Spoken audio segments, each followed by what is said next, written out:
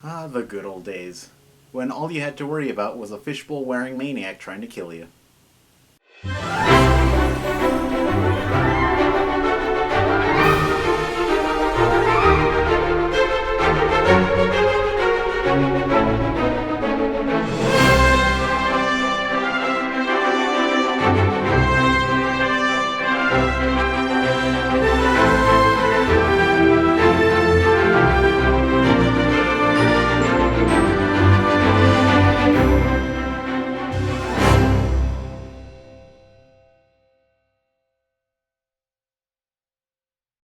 Hello, Internet! Welcome to Tales Showcase, where groundbreaking special effects and seemingly complete control of how someone can perceive reality still isn't quite enough to make it into the entertainment industry. I'm your host, the Watcher of New Earth. Well, with Spider-Man Far From Home now upon us, it only seems fitting to look at one of the many interactions between Spidey and Mysterio through the years. And I think I found one that's a little off the beaten path. Webspinners' Tales of Spider-Man was an anthology series that started in 1999 that spanned all throughout Spider-Man's history, and would rotate creative teams after every storyline. This story in particular is done by longtime Spidey writer J.M. DeMatteis with art by Michael Zulli. The story in question takes place in Peter's early college days, predating Gwen Stacy and before he really came into his own as Spider-Man. And with all that out of the way, let's get started. This is Webspinners, Tales of Spider-Man number 1 through 3. The story opens with Spider-Man fighting Joe Smith, but the fight doesn't go on that long and the authorities soon arrive. Fun fact, this is actually from The Amazing Spider-Man number 38, which, another fun fact, also featured the last time that Steve Ditko would regularly work on Spider-Man. So, sweet tie-in. As the police question Smith, Spider-Man sneaks out through the window, hoping to avoid trouble. However, later at Aunt May's, it's revealed that Smith, who's an aspiring boxer, actually got a deal with a movie company, as the studio was impressed with his performance against Spider-Man. Talk about failing upwards. This is like stealing a bag of groceries from an old lady, then falling down some stairs into the gutter, and somehow winning an Olympic gold medal. There's a disconnect there, I just can't seem to find it. Peter goes upstairs, naturally disheartened at how the media continues to paint Spider-Man as a menace. We then get a full page introducing us to the story, and then we get modern-day Peter standing outside Aunt May's house, introducing us to the story again, implying that he's narrating it to us, which is confusing on several levels. He's breaking the fourth wall, not really his thing, but, here he is. Yeah, it just cuts to Peter Parker standing in front of his childhood home, narrating the story. Like it's some weird episode of Cribs or something. And it's weird. This doesn't carry on for the rest of the series. It's just for this story. I mean, why? Back in the story proper, Peter's working in his attic on an experiment while quietly bemoaning his entire existence. Since he's a little distracted, there's an explosion in the attic and Aunt May rushes up to see if he's okay. She fusses over him a little and then ushers him down. Peter begrudgingly follows her and questions to himself why she's so concerned about him all the time. Yeah, it's weird that she's so concerned about you at this age. I mean, all you did was almost blow yourself up in the attic. Take a chill pill, Aunt May. Gosh. We then cut to a seedy-looking motel where Quentin Beck, better known as Mysterio, is struggling to get a special effects job, despite, regularly creating the impossible. But, those studios don't really trust him because he seems like kind of a shady character given his past. Yeah, you're a little too problematic for Hollywood, Quentin Beck. This is an honorable society here in Hollywood, Quentin Beck. We don't need troublemakers like you, Quentin Beck. Have you ever thought of anybody that could possibly be as troublesome that was in a position of power here in Hollywood? I didn't think so, Quentin Beck. Quite frankly, we don't need you, Quentin Beck. We don't care that your special effects can literally fool the mind, not just in cinemas, but also in reality, and that your animatronics could make Disney's crap their pants. We don't care about that, Quentin Beck. You're just too troublesome for Hollywood, Quentin Beck. So stay in your crummy little hotel there in New York, Quentin Beck. Quentin Beck. Quentin, more than a little disheartened, journeys back to his old neighborhood, where he goes to his old apartment and pays the lady living there $50 just so he could look around for a bit. For someone who doesn't have a job, you really gave those $50 away real easily just to have a couple minutes in your childhood home. I don't think you thought this through. Quentin enters the apartment and remembers his childhood playing with his toys and creating stop-motion movies. He also remembers how his father would bully him and call him an idiot for wasting his time on such silly things. He soon leaves, but outside he runs into his childhood friend Betsy Schneider, who's there visiting her mother. She tries to reminisce with him about the good old days, but he abruptly leaves without saying goodbye. Back at Aunt May's, Peter and May bond over the old pulp magazines that used to belong to Uncle Ben, remembering how much he used to support Peter's creative imagination. Peter soon leaves to go watch a re-release of King Kong. At the theater, unbeknownst to him, he sits next to Quentin, and afterwards they bond over their mutual love for the film. However, things get a little awkward when Quentin inadvertently hints at being made fun of for his obsession. Later, after they've gone their separate ways and are still feeling pretty down on themselves, the two become their alter egos and set out to feel better about themselves. To do this, Peter chooses to go pester his longtime nemesis, J. Jonah Jameson. He goes on to make fun of Jameson, even stringing him up from the roof and dangling him around on his web. With his ego sufficiently stroked, Spidey heads out and has a good night's rest. The next morning, Peter rushes downstairs in good spirits, only to hear the news that Jameson is dead. See, people? They say jokes can't hurt someone. But now this guy's dead. The news then show a video of Spider-Man seemingly causing a car crash which kills Jameson. This shocks Peter so much that it causes him to lose his chin. Jameson, meanwhile, is seemingly being drawn to the light, but just as it seems that he's about to make it to eternal salvation, he plummets and winds up straight in hell. South Park did it. It's revealed, of course, that Jameson is not dead, and in fact this is all a mass illusion by Mysterio, who laughs at his ploy. The next issue starts with Spider-Man seemingly even more hated by the people of New York. After all the bad press that Jameson had created over the years, it made the public completely gullible to the idea that Spider-Man could murder in cold blood. However, Joe Smith is seemingly unsure of the news, telling his new director that Spider-Man doesn't really strike him as the killer type. Yeah, he doesn't really strike me as the killer type. He seems more like a sell your marriage to the devil kind of guy. At Jameson's autopsy, the coroner reveals that the doctors at the hospital thought that there was something a little off about the body. Namely, that it wasn't human and it was in fact a robot. Spider-Man, who was watching from the shadows, arrives and tells his son, J. Jonah Jameson Jr., that he swears to find his dad. Meanwhile, Jameson, still trapped in hell, is now menaced by the devil wearing Spider-Man's clothing, who promises to torture him for eternity and tells him that he hasn't even seen his webbing yet.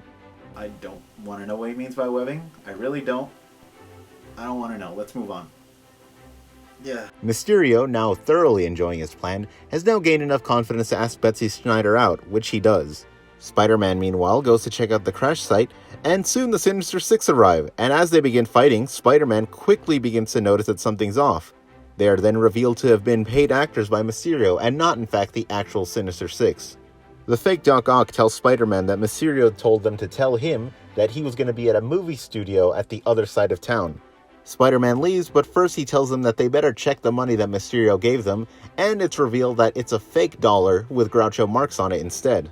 Well, heck, I quite frankly don't want to live in a world where Bitcoin can take off, but not Groucho bucks. Elsewhere, Betsy waits for Quentin at a restaurant, but he arrives as Mysterio and kidnaps her. They then talk on the roof, and Mysterio is surprised that she actually isn't afraid, and is actually really psyched to see him like this, saying that she still admires him because, as children, they would constantly play pretend and he would distract her from her lot in life. This escalates until she finally takes off his helmet and kisses him. In the narration, it's revealed that later Betsy would write a book about her and Mysterio, and she reveals in that book that this was actually Quentin's first kiss, when he was 32.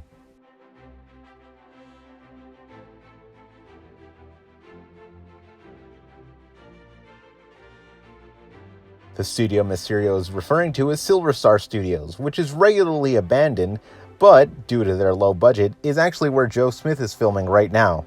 Spider-Man quickly arrives on the scene and quickly finds Jameson, but Jameson is a little less than enthused to see him, thinking it's yet another demon to come torment him. This quickly changes, however, when Spider-Man kills the illusion, which surprisingly, all it took was pulling one plug. Wow, I assumed that a machine that could make convincing illusions that would trick the mind's eye into believing they were in literal hell, I thought that would take dozens, maybe even hundreds of computers, programs all running at top speed just to keep your mind in place. But no, apparently it can all be taken away by just removing one plug. Just one plug, it's fine. Don't I look dumb? On the other side of the studio, Smith and the film crew continue filming the sci-fi drama they're in, and Mysterio soon arrives. However, strangely enough, one of the actresses there looks at Mysterio and says he's rather attractive and hopes she gets a scene with him. It's the fishbowl, isn't it? Yeah, Gyllenhaal knew what he was doing. Spider-Man and Jameson soon arrive on the scene, but before Spider-Man can apprehend him, Mysterio suddenly summons a flying sphinx, which he escapes on. Okay, let's see. Unemployed, no friends, blacklisted, unloved, unwanted by most people in society. And yet, you have a flying sphinx. You know who else, ladies and gentlemen, has a flying sphinx? Kang the Conqueror. One of the most feared figures in comic books. He has a flying sphinx. He is anti-Mysterio. He even has a cooler helmet. Why do you have a flying sphinx? It doesn't make sense. Mysterio and Betsy make their escape, but before they leave, Mysterio seemingly explodes the entire studio. However, in the next issue, it's revealed that Spider-Man made attempt to protect them, but it was really unnecessary because it was all an illusion anyway. Jameson then starts laying into Spider-Man, saying that he's in cahoots with Mysterio, and then Spider-Man says that he should thank him for freeing him from that fake hell, but Jameson says that he always knew it was a trick. Spider-Man says he's relieved because that means that Jameson will have nothing to worry about if Mysterio ever decides to leak the video of him in said hell, which naturally freaks Jameson out.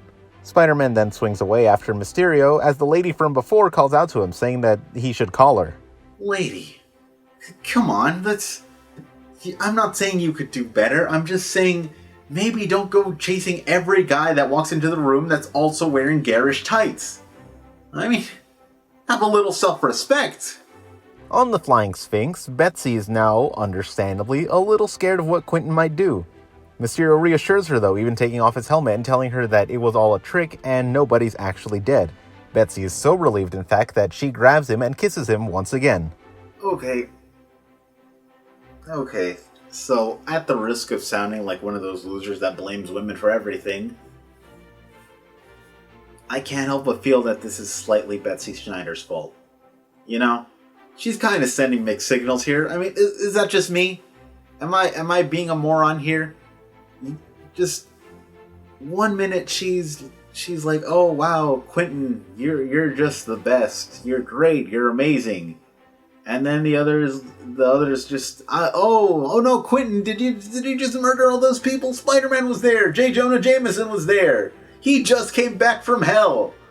And then he says he didn't, and then she kisses him. So, it kind of feels like you're rewarding bad behavior here.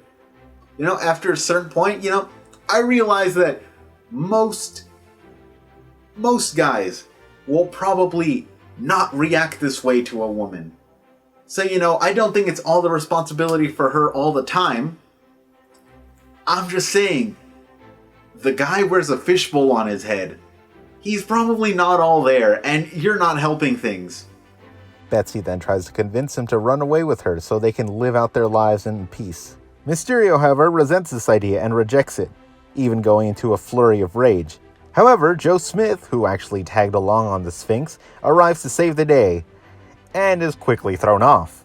Quentin actually shows a little remorse for, seemingly throwing a man to his death, but the Mysterio persona quickly takes over and glosses over it. Smith, however, is saved by Spider-Man, who was swinging by. Jameson, meanwhile, is now back at the Bugle and is steaming over the footage and what it could potentially do to his reputation, and he begins formulating a plan to spare himself the embarrassment. As they're bearing down on New York, Mysterio then goes into a long-winded speech and claims that only imagination and dreams have substance and reality doesn't matter. All this while the Sphinx is crashing down on people in the middle of the street. Well, look, reality isn't all peaches, but if you weren't so obsessed with fantasy, then Gary's car wouldn't have been crushed by a flying sphinx, which I still don't quite understand why and how you have. Mysterio then tells Betsy his plan for retirement, saying that they're going to live their lives out around the Sphinx as it changes reality around them with a virtual reality machine that he's got, because, a down-on-his-luck loser would definitely have something like that in the 90s. But Betsy finally seems like she's had enough, and tells him that he needs to stop living in fantasy and just grow the hell up. But you said... You wanted this. You reconnected with him to talk about the good old days, about how he would distract you from reality. You set him up for this! Gah! I swear I'm not one of those guys. Mysterio, however, is no longer paying attention to her as Spider-Man has now arrived. He quickly locks her away in the Sphinx as Spider-Man is now having to fight through illusions to get to Mysterio, not being sure what's reality and what's fake. Joe Smith, however, has found his way into the Sphinx, and when he comes face to face with Betsy, the two suddenly and sporadically fall in love. Love at first sight, huh? To a guy that's dressed like a third-rate Buck Rogers? Love at first sight? You know, I'm starting to think that old Quinny Beck isn't the only one who's off his rocker here. Spider-Man, however, who has been struggling to find his footing the entire time with all the reality warping going on, finally only relies on his spidey sense and is able to turn the fight in his favor. Mysterio, not particularly happy that his plan is going to awry, threatens to blow up the whole machine and taking along several blocks of New York with it. From inside the Sphinx, the love-struck duo hear what's going to happen, and Betsy begs Joe to find a way to turn off the machine. And he is, not the brightest bulb, so he's a little, upset that he probably doesn't know what to do. But to his luck, all he has to do is pull, you guessed it, one plug.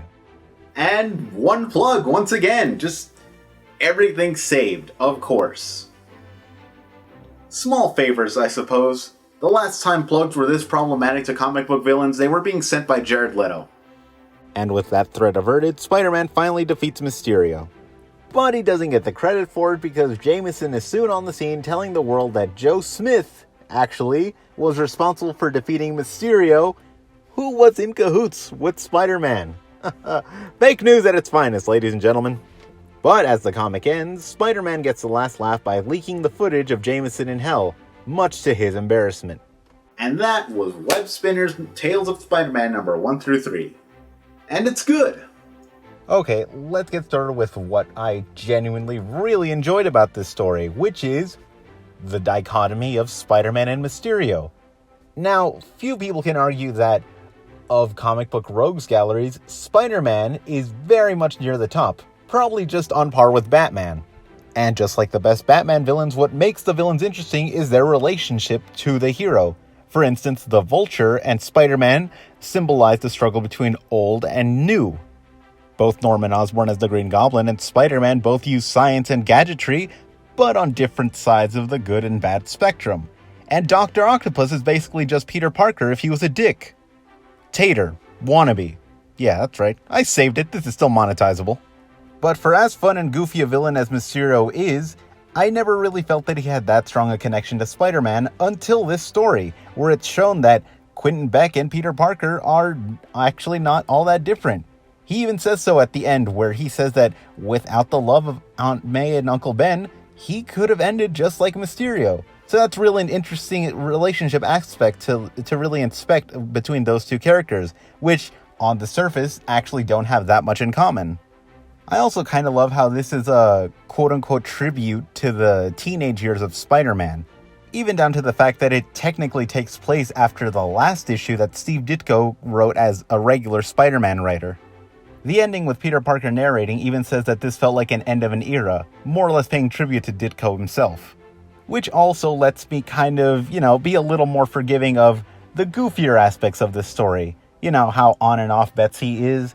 The ridiculousness of the one plug, as much as I joke about it, it's kind of the point. It's supposed to be silly and goofy and, it's not supposed to be taken so super seriously. So, that's fine. It irritates me a little, but it's fine. Apart from that, though, which is, to its credit, really well done, the story just kind of meanders a little, First, Mysterio's just down on his luck, and then he kidnapped Jameson, apparently only to fight Spider-Man, I guess. But then he goes straight into, I'm gonna rule the world, and virtual reality is gonna matter, and everybody's gonna see what a cool dude I am in my own fantasy world, And I guess that's kind of the point, that he's just making it up as he goes along, but I don't know, it really doesn't do it for me. It just seems kind of wishy-washy. And before we finish, maybe we should talk about the art, which is, varied. Now, the artist in question, Michael Zulli, is actually very talented and has done some spectacular work over the years. Definitely give a look to anything and everything he's done. But here, I kind of get where it's going. It's all sketchy and weird because it's like supposed to be a memory. So, it's vague and fuzzy looking, I guess. But a lot of it is, how do I put this? Bad. Like, really bad. And it's weird how bizarre and surreal some of these look. It reminds me a little of the Venom book that I looked at a couple months ago.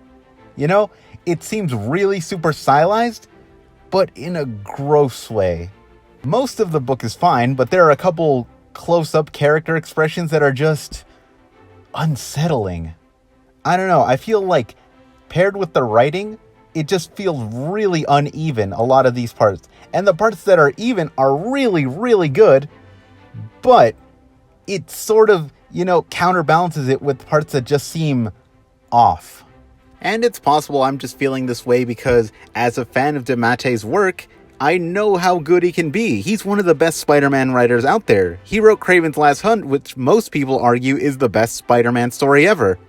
But, to me, this just feels like a good story, no doubt, but there are issues here preventing it from being a great story. Despite all that, though, I'd recommend giving it a read. It's not bad. Anyway, as always, thank you for joining me, and I'll see you next time. This is the Watcher of New Earth, signing off.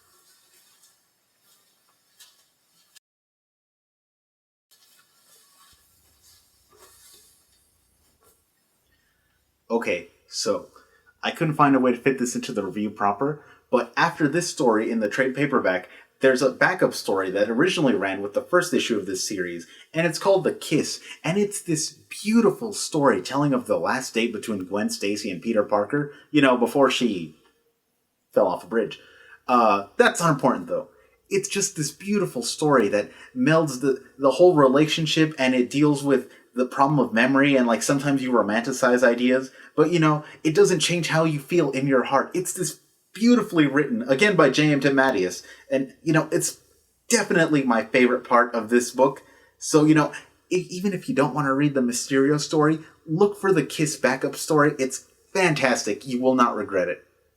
Anyway, that's all. Bye. Hi, I'm the Watcher of New Earth. If you like that video, hit that subscribe button, maybe even the bell icon. It probably does something, right? I mean, YouTube hired someone to put it there, so the least we could do is show appreciation by hitting it.